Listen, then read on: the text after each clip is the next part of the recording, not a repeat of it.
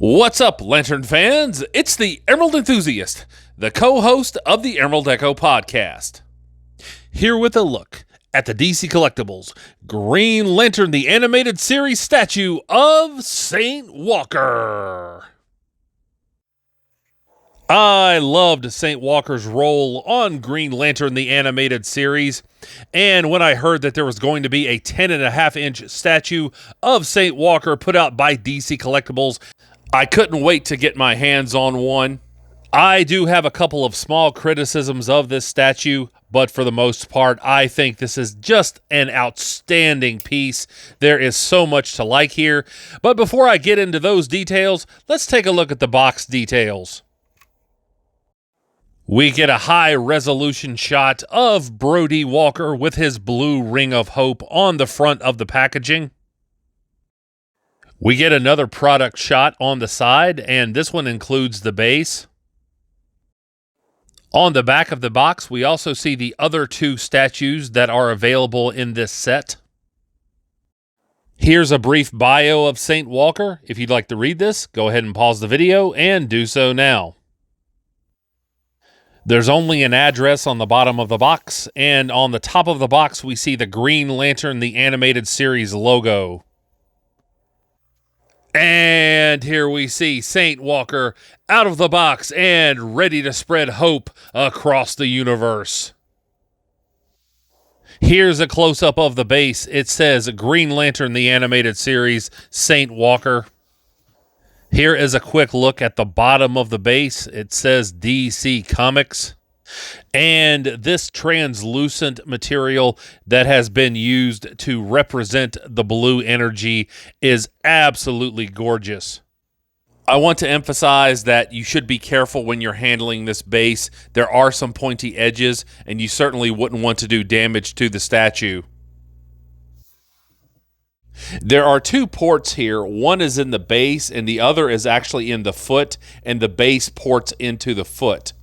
So very carefully, you want to make sure that this foot ports into the base. And then there's a small piece of this translucent material that fits into the foot.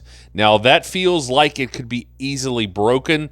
So you want to be very careful when you're joining the statue to the base. But once you get it set, it looks like this. The legs are very sleek and lanky, and I really appreciate this body positioning. It's like he's lifting off into space. As you might expect, I really like this metallic blue paint, and the way this statue has been sculpted, it's very accurate to the animated series. Here's a close-up of the blue lantern core chest symbol, and the lines are very crisp on this. Here's a look at the back of the statue, and the definition in the lats and the trapezius is understated, but that is screen accurate, and you can also see just how eye-catching this metallic blue paint is. I really can't say enough good things about this ring hand.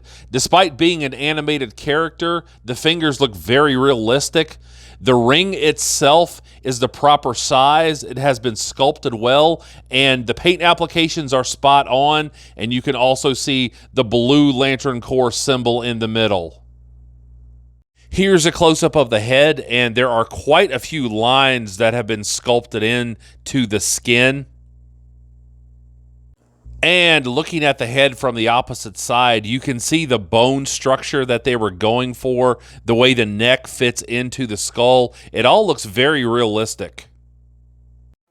Here's a close-up of the face, and the eyes are very vibrant, and the expression is very fitting for Saint Walker. It is serene and focused, and I really appreciate that.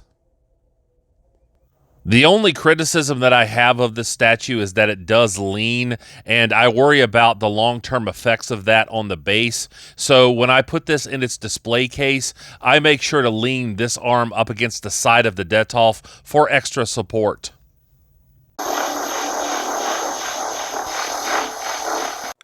I certainly hope you have enjoyed this review. If so, please like and subscribe. Make sure to check out my other collectible reviews, and also remember to check me out on the Multiverse Musings vidcast, which is available right here on YouTube. And I'll be back to the internet with more comic book related content soon. But until we meet again, this has been the Emerald Enthusiast, and thanks for watching.